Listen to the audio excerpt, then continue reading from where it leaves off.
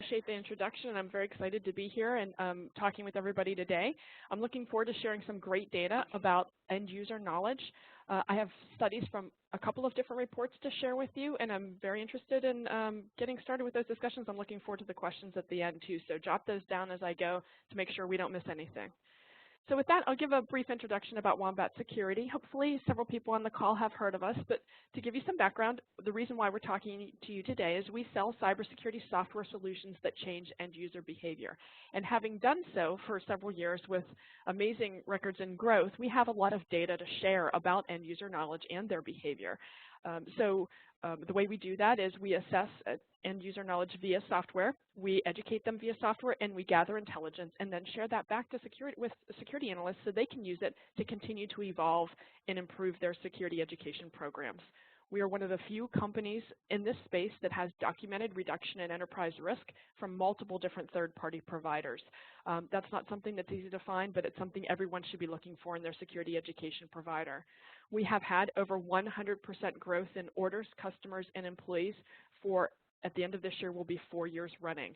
That is due to the terrific results our customers have been able to achieve as a result of using our program. That growth doesn't just happen, it happens as a result of really being able to deliver good value to an organization. Our solution was born from research at Carnegie Mellon University. The co-founders at Carnegie Mellon University were our full-time professors in their cyber lab. And they did a very large study on phishing attacks and how end users might learn how to protect themselves from phishing attacks. That particular research is what we've commercialized and expanded into a huge portfolio that we have to offer today. That was back in 2008, so that's been some time ago now. We do have patent pending solutions, and when we get to the very end of the presentation, we'll point out what those are. So some of the things that we're offering you here today and we'll talk about at the very end, you won't be able to find anywhere else. So with that, let's get into the real heart of the discussion here. What we're stunned by, and you may be as well, is that the phishing threat is still growing. It seems impossible, right? Everyone has put millions and millions of dollars, billions even, into security infrastructure, but somehow phishing attacks continue to grow. The first bit of data here that I'm sharing is from our State of the Phish study that we did early in 2016.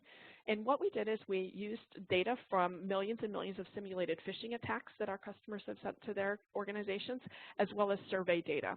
And from that survey data, this is what customers and prospects have reported back to us, that 85% of people reported being the victim of a phishing attack in 2015. That was up 13% from 2014. And 60% said the rate of phishing attacks had increased overall. Then, of course, there's spear phishing attacks. That's up 22% from 2014, and I think we all sort of see that. Those phishing attacks that are getting through are far more sophisticated and are really very targeted. So things like wire transfer fraud, ransomware, things like that, we're seeing enormous increases there. Moving on, when it comes to threat vectors and things that are still considered phishing, 55% of people we surveyed experienced phishing through phone calls, which we call phishing, the industry calls phishing, and or SMS text messaging, meaning people are sending phishing attacks via a text message. That's pretty interesting. For the most part, this has been fairly consumer-oriented. However, we do see some inroads there into organizations because there's such a mix of personal and business data on mobile devices these days. There's a lot of risk there as well, and that's a growing number. And the last piece of data on this slide that I want to share is this discussion of USB attacks. So while only 6% of people we surveyed experienced phishing through USB attacks, we're particularly concerned about this. These attacks are typically cyber espionage. Think about the risk that an attacker has to take to launch a USB attack. They have to be physically present at that organization's location to drop those malware-laden devices. That's a huge risk in comparison to sending millions of phishing emails or making phone calls. So in those types of USB attacks, we are very concerned about intellectual property and the fact that attackers may get access to that. And so while not a lot of organizations think too much about USB attacks, we find that they are also incredibly targeted and can be very risky. So with that, let's talk a little bit more about what's happening here and why we're seeing some of the changes that we're seeing. So what's happened is you can see from this slide here, this yellow line and the pink line and some of these lines here at the bottom that are fairly flat. This is all the result of the great work that the security professionals on the line here today have done with regard to securing their infrastructure. So all of this is flattened out. There are not a lot of breaches through this threat action at this point because it's been secured. But what that's done is it's forced the attackers to actually put their attention somewhere else, and it's put their attention on the end user. So as you can see, the lines that are still increasing are malware and social. Social, according to the Verizon Data Breach Report, includes phishing. So these are the things that it takes an end user to engage with in order for them to be effective. And this is where we're seeing accelerating growth over time, which is, like I said, stunning to most of us considering the investment and the focus on phishing. So what I would like to suggest here, that one of the things that has been overlooked is what the root cause of a phishing attack, a successful phishing attack is. These are some of the areas I think we're so often focused on phishing itself and making sure that we're sending simulated attacks out and we're focused on phishing because that phishing is the real problem. What I think we might be missing is the root cause of phishing, and it's some of those bad security behaviors that we're not addressing. So for example, and that we're not addressing, and of course that a technology cannot prevent. So if an imposter calls to your organization and asks somebody questions like, what's the name of the janitorial services that you use, or what's the name of the cafeteria service, or who's your ISP or telecom provider, someone answers those questions. They may seem innocent, but you may be giving away information, or your employees may be giving away information that is just what that social engineer needs in order to stage a very targeted attack, gain access to your office, do all sorts of things that could lead to very successful phishing attacks. So that's just one example. And of course, there's also unsafe web browsing. We know people sort of blow by those warnings that come up. So you really do need people to be knowledgeable and to be careful with the things they're doing as they're browsing to avoid downloading malware. And then last but not least, and I'm going to spend a lot of time on this during the session today, is oversharing on social networks. We are a type of people these days that like to share information. Thanks to social media, it makes it very easy, and they encourage it even. That oversharing on social networks shares very important information about businesses, about people, and provides just the right information for people to stage these targeted attacks. So I believe that the phishing root cause is maybe part of the reason why phishing continues to increase, because we've not really focused on the right behaviors to change in an organization. And that's one of the reasons why there's still 156 million phishing emails sent globally every single day. So with that, let's get into the new study that I want to talk about, and that's with regard to beyond the phish. And so that's really the heart of this, is we want to look beyond phishing attacks and look at these other behaviors that could be the root cause of phishing. So this report was actually released in end of August of this year.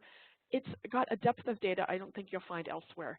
It's the analysis of data from nearly 20 million questions asked and answered by end users over the course of the last couple of years.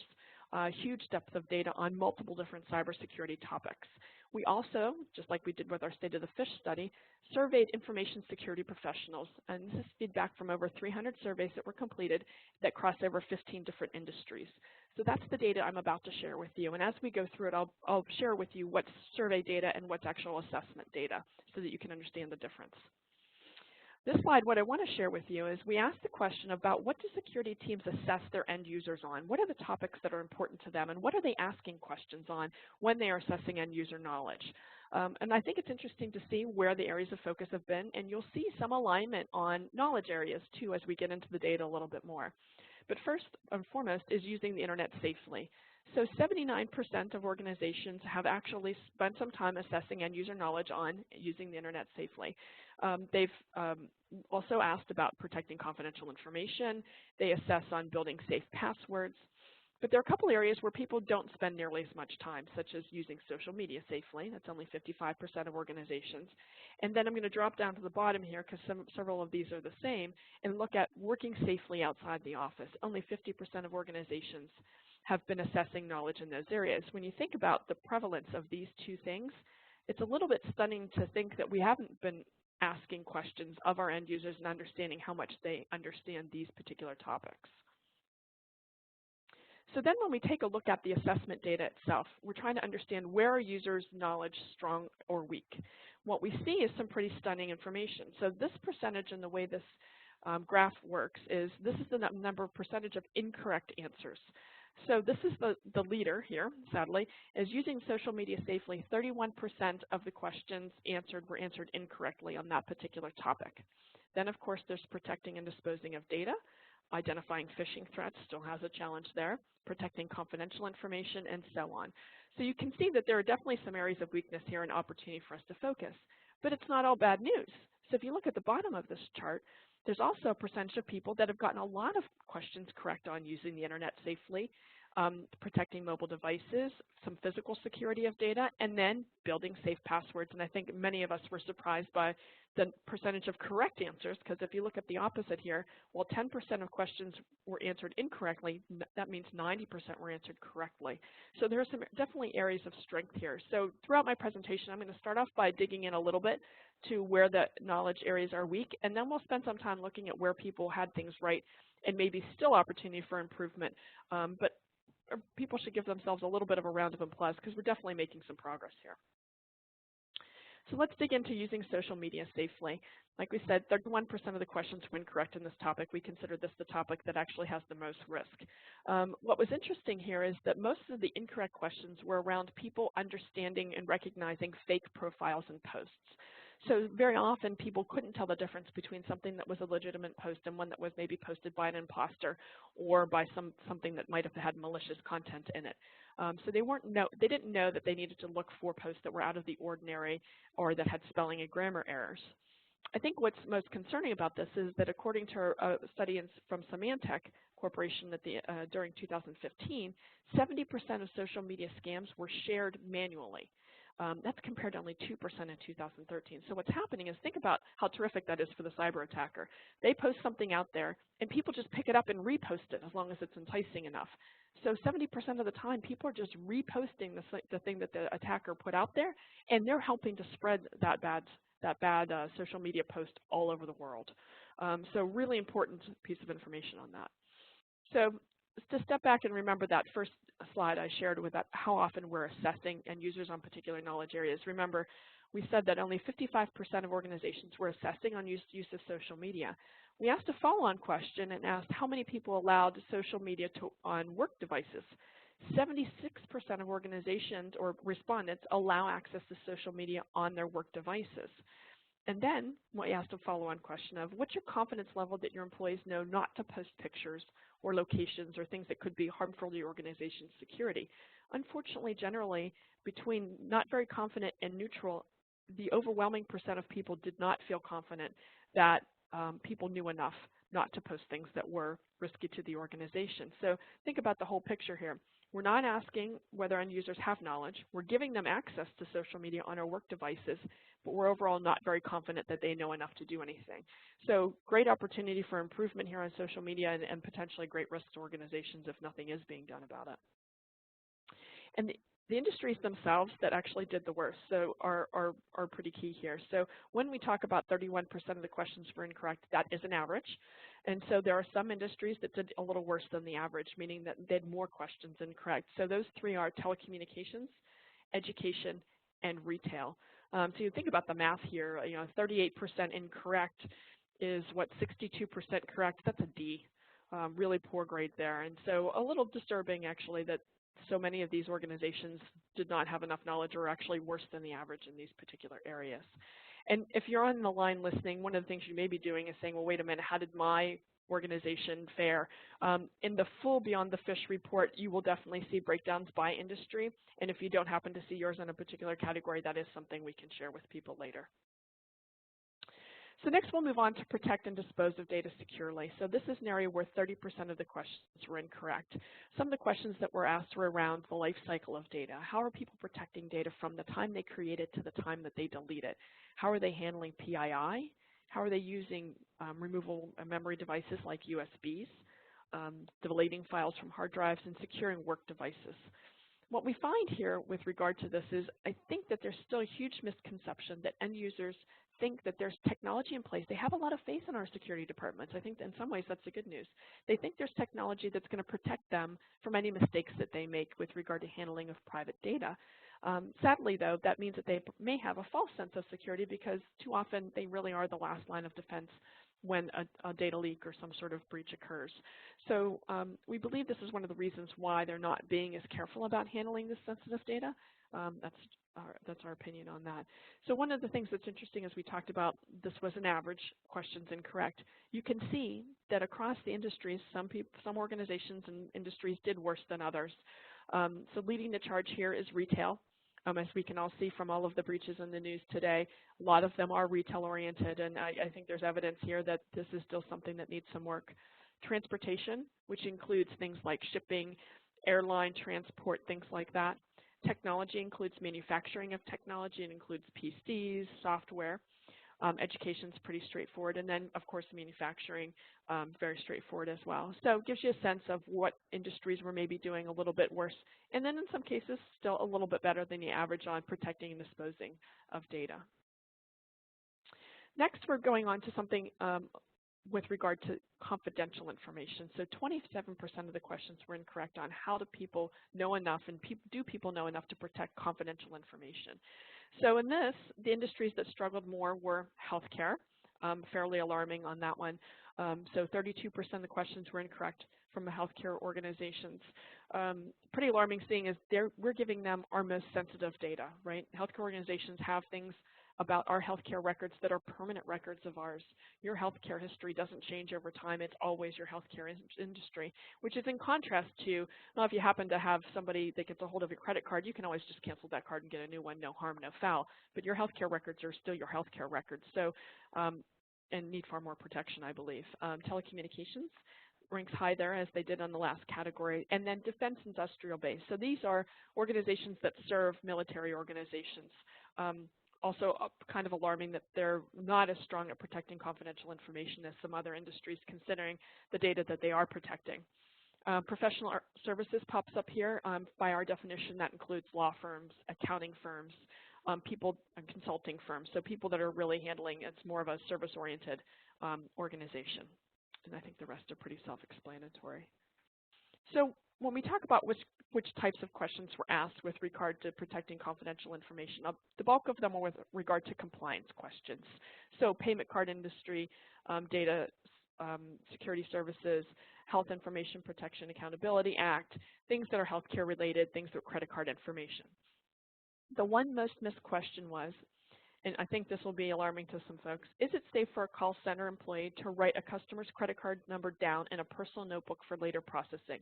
This was the question that was missed the most. You can only hope that if they actually do write somebody's credit card number down, that they're shredding it almost immediately. But that writing it down for later processing is a great opportunity for theft or loss. And I think one of the critical areas here when it comes to protecting confidential information. So that's just a sample of what people misunderstood. So let's move on to working safely outside of the office. I think this category is particularly important because there are so many of us that work outside an office these days. Work from home policies continue to get more flexible, and because we're all connected all the time, we're all working wherever we are. So what's interesting here is that only 50% of organizations are assessing end user knowledge around this topic, much lower than I would have thought considering how many people are on the road. The other part that's interesting here is the most incorrect questions were around safely connecting to Wi-Fi. I think because of our concerns with regard to data costs and the costs of mobile data, people are connecting and automatically connecting to Wi-Fi without understanding the risks involved. So we asked a few more questions with regard to that, and we asked organizations how confident they were that employees connected via VPN. And overall, they were not very confident that people knew that they needed to connect via VPN if they were going to be on a public Wi-Fi network. Significantly more than 50% were not confident, with 30% on the fence. That's 84% of people really not very sure. So once again, we're sort of painting a picture of not necessarily assessing about this topic, but having a very significant lack of knowledge in this area. And then the last piece is the very minimum that organizations could do is at least have a security policy or guidelines for what people should be doing when they're working outside the office, and only a little bit more than half of organizations have that in place as well. So definitely see this as a risk from an employee knowledge perspective and an opportunity for improvement as well. The industries that struggled the most with this particular topic area were consumer goods. So that includes, of course, things like laundry soap and anything you purchase as a consumer. Transportation, which we defined already, and then insurance. I mean, I think it's interesting as insurance, that industry is on the road a lot. they maybe even a little bit more than maybe some of these others, and that's when they might have very sensitive information that they need to be protecting. So them working safely outside the office is particularly important. So let's switch gears here a little bit and talk a little bit about where end users succeed, because I've been painting a message of doom and gloom, and that's no fun at all. There's definitely some victory dances to be made here because people have learned some things, and I think that's much to the chagrin of some other people who believe that end users can't possibly be taught things. I think we all have the opportunity to learn. I think there's some proof of that here. So these are the areas that we're going to focus on next with regard to where people performed better with regard to assessments and training. And the top of the list here is using the internet safely. So 84% of the questions asked were answered correctly on using the internet safely, and that very much aligns with the number of organizations who are assessing around that topic. It's really nice when those two things come together. It's obviously very important to organizations that their end users are safe when they're browsing. The industry that did the best here was defense industrial base, which I think I can understand. Anybody who's worked near or around this industry knows that they're incredibly strict with regard to internet access, very often maybe not even allowing it at all. So they understand very clearly the risks involved with using the internet, and I think that that's no surprise. I think that they were above average in their knowledge on that topic. We did ask the question about whether organizations were confident that employees understood safe practices for browsing the internet. This is some of the more positive and more confident answers than we have seen. So only 31% were not very confident, which is alternative to some of the others, with 52% neutral. We have some people on the fence here. So definitely feel like it's a little more confidence than we've seen in some of the other questions that we asked. And then the industries that struggled most with this were transportation, retail, and healthcare.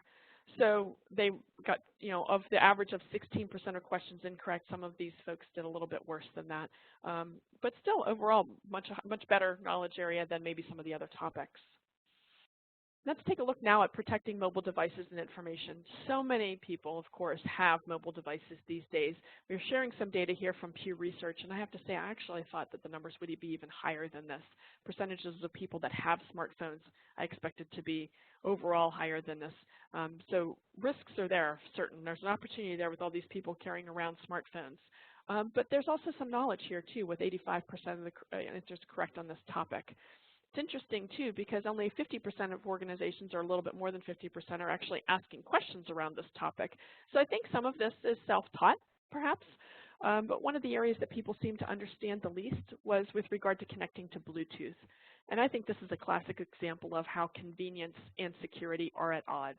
Using Bluetooth is an incredibly convenient thing to do. It allows you to maybe drive more safely and allows you to share data, stream audio, do all sorts of various different things, but there are inherent risks involved with leaving it on at all times, and this is where most people were lacking in understanding about their mobile devices.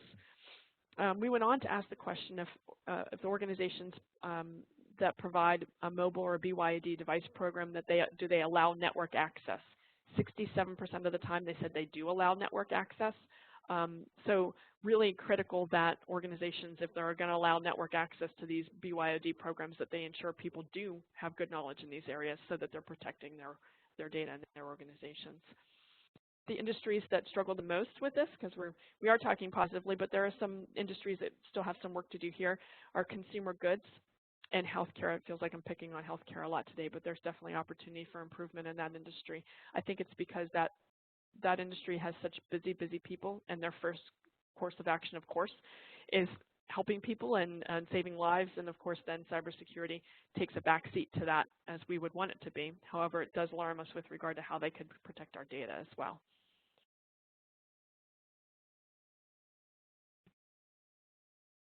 So the next area is around protecting against physical risk.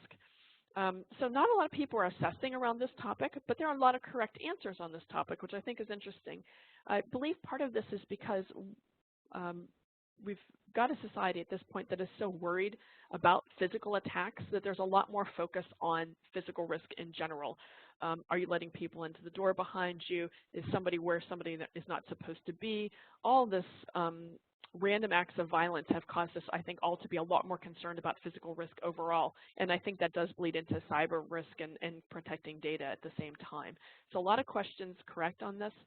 However, the areas where people still had an opportunity for improvement were interesting. I think it's all because we're a little bit more comfortable in our office environment, that people weren't necessarily locking their computer when they walked away or locking devices in their drawer overnight. So those are two areas that could be improved. What's interesting is, according to the 2015 Verizon Data Breach Investigations Report, 55% of theft-related incidents occurred within the victim's work area. So that sense of comfort we have is a little ill-suited, because a lot of bad things can still happen even in your work environment, and it is important for end users to understand that as well. The industries that struggled the most with this particular strong area were telecommunications, transportation, and manufacturing, and there's sort of a three-way tie for the bottom there. Still better than some of the other incorrect numbers that we have seen from other industries. And last but not least, this topic area, building better passwords. I think if you're on the line here listening, you're equally as surprised by how strong the answers were in this. I think there's a little bit of a question here of, just because people aren't using strong passwords all the time doesn't mean that they don't know that they should do that. And this becomes a little bit of, how do we make sure their behaviors change? So there's awareness, which tells us what are the right things to do. And then there's behavior change, which tells us why we should be doing the right things to protect ourselves. And I think we're starting to see a little bit of a disconnect here in these two things. 68% of organizations assess on this topic. The top questions incorrect were about not using personal information to create passwords, like birth dates or wedding dates. So that's pretty basic, although I guess people could be using those things still to build strong passwords. It's something we advise against, of course, because it does make them a little riskier. It's easier for people to get that information. The industry that did the best in this area was the entertainment industry, which is a little bit of a surprise to me, getting 93% of all the questions correct on this topic. We also went on and asked some more questions about building better passwords, because we thought this was an interesting area, and we were, I think, like many people, sort of surprised by the results there. So we asked the organizations that responded if they used two-factor authentication, and 60% of them did that, and they are using two-factor authentication. So that does maybe help a little bit with regard to the strength of passwords and how important they're and how much we're relying on them. And then we asked, were organizations enforcing strong password policies? And more than 80% of them are. So if you think about people, process, and technology, people know that they should create strong passwords. We're doing things to reinforce that knowledge by asking and ensuring that our systems are asking for strong passwords. I think it's sort of how this starts to come together. Industries that struggled the most were with regard to professional services and, once again, healthcare. Two areas where you really do want people protecting your sensitive information if you think about the content that a law firm or an accounting firm may have about you. And then, of course, we talked about how sensitive healthcare records can be. So let's move on and talk a little bit more about measurement. I mean, basically, this entire discussion has been about measurement and how important that is to an overall program. And do you know where your knowledge areas are strong or weak? So when you're assessing end user knowledge, it allows you to identify problem areas, like some of the ones that I've uncovered today, and then have something to measure progress against.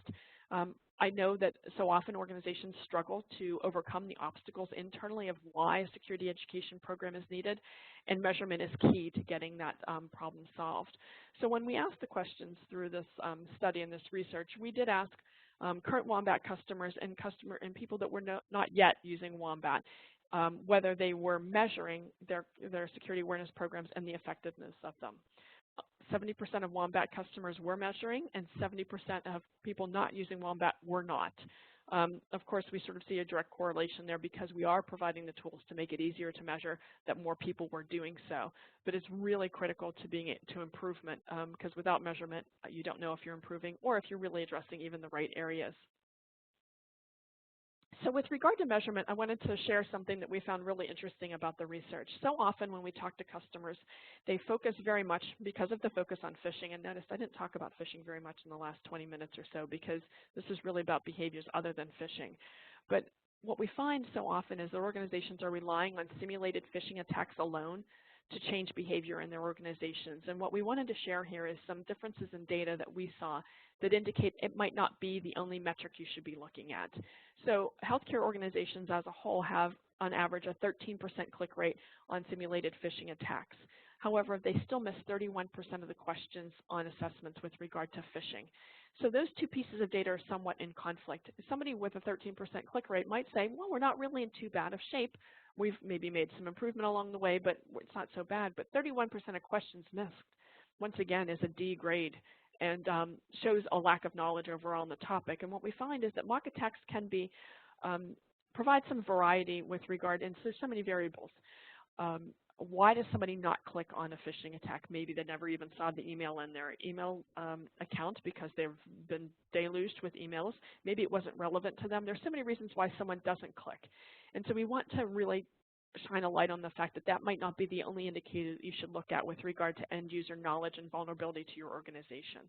And as you can see from this slide, that manufacturing and energy had a similar result. So they had a terrific click rate overall, each of those industries on average with only 9%.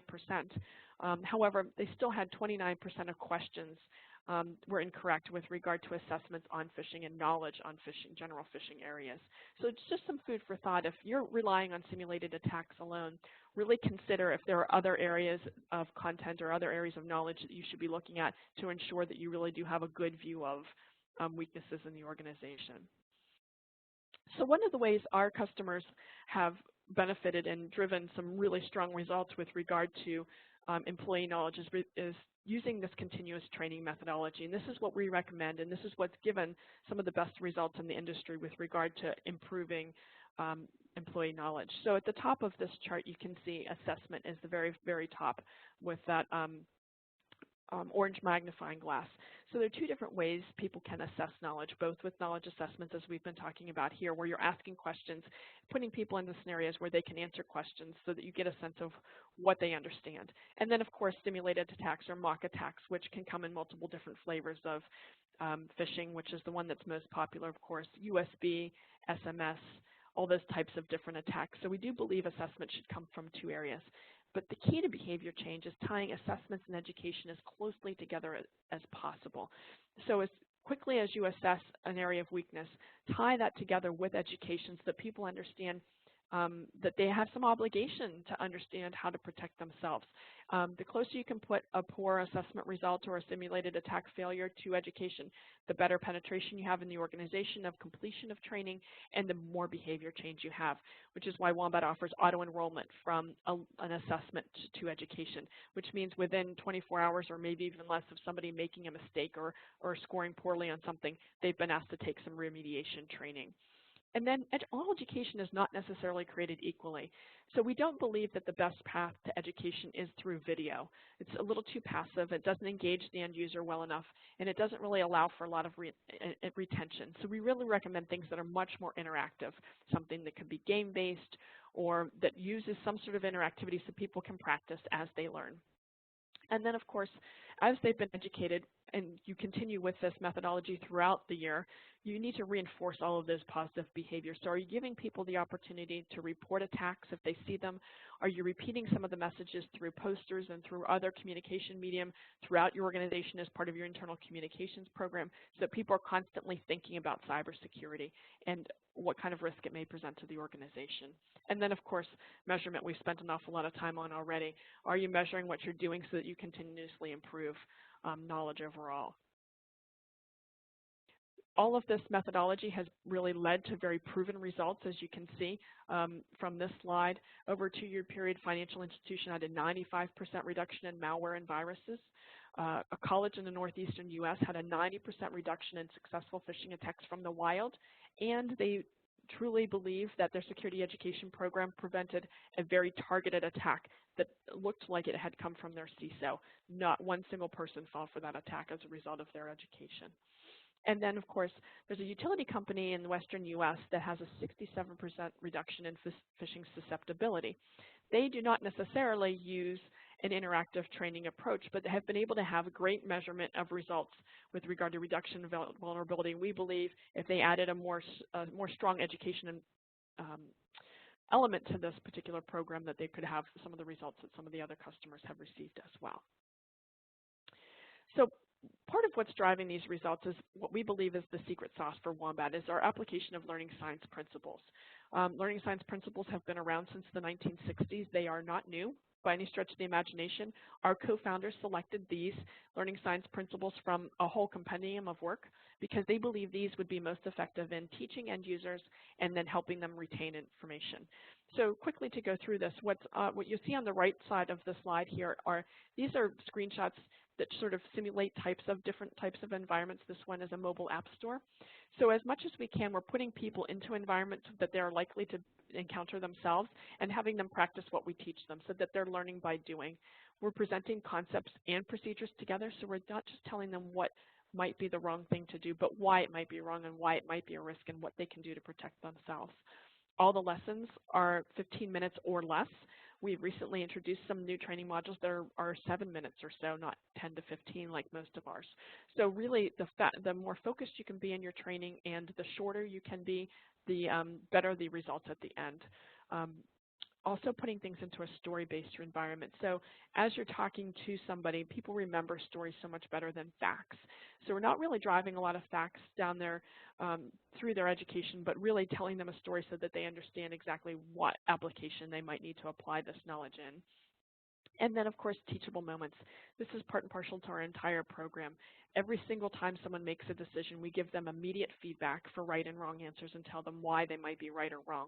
And of course, the best example of that is when somebody falls for a phishing attack. But all of the solutions have teachable moments in it so that people can appreciate what to do the next time. That immediate feedback is really critical in helping end users retain their knowledge.